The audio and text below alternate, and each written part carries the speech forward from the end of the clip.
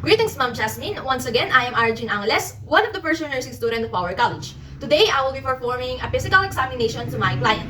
Thus, without further ado, let's start with it. The physical examination that I will be going to perform to my client is called Heent. This examination includes my client's head, eyes, ears, nose, and throat. And of course, the purpose of this procedure is to measure my client's bodily function as it can reveal great information about her general health. And of course, the considerations to be made are first, for the head, if we have an infant client or newborn client rather, see to it that we future nurses must be aware that their head is elongated and take about 1 to 2 weeks before it became round. Of course, it is only applicable to those babies that are delivered vaginally. Second, for the eyes, the visual acuity of our client decreases as their eye ages or age. Third is for the ear. See to it if we have a newborn client, before we discharge them, we perform a hearing screening test. And then of course, for our nose, a nasal speculum might not be a needed equipment when we are assessing our client's septum, as we can easily push the tip of their nose and then shed light onto it. And then of course, for the throat, the tonsils of children are much larger or bigger to our older client, our adult, as they are more susceptible to fighting infections, cold, and flu.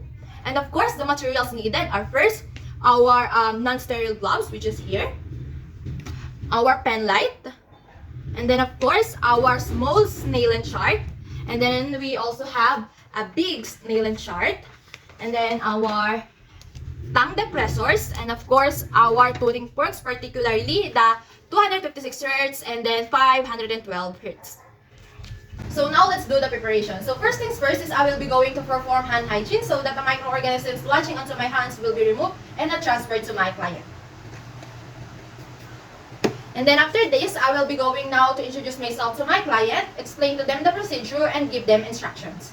So good day, ma'am. I am Ara and I will be your nurse today. So today, ma'am, I will be assessing your head, eyes, ears, nose, and throat, as this is what nurses do after they first come in contact with their client. For that, ma'am, a little later, I will be going to use my eyes po to inspect those body organs that I said earlier para po makita ko kung mayroon po bang specific condition na kailangang i-note at further assessment.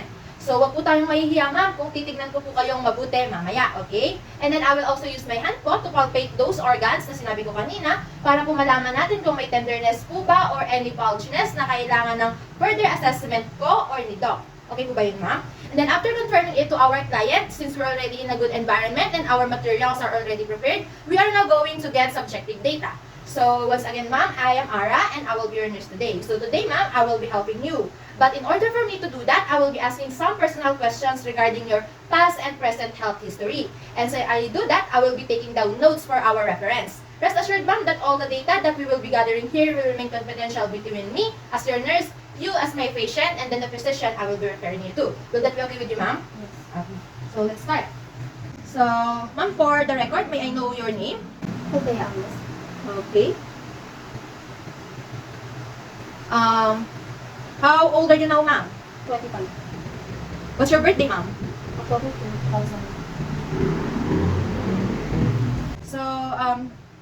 So now, ma'am, tanong ko na po kayo, no? So, meron po ba tayong lumps or lesion na napapansin natin sa ulo natin itong nakaraang araw or nakaraang buwan? Wala na. Okay po, no? How about po, no, nahihirapan po ba tayo i-move yung ulo natin or yung neck po natin particularly? Wala naman pong instances na gano'n. Wala na. Okay po, that's nice, no? How about po facial pain or neck pain? May instances po ba na biglang para pong sumakit po yung mukha natin or yung neck po natin like stiff neck po na biglaan? Ganun.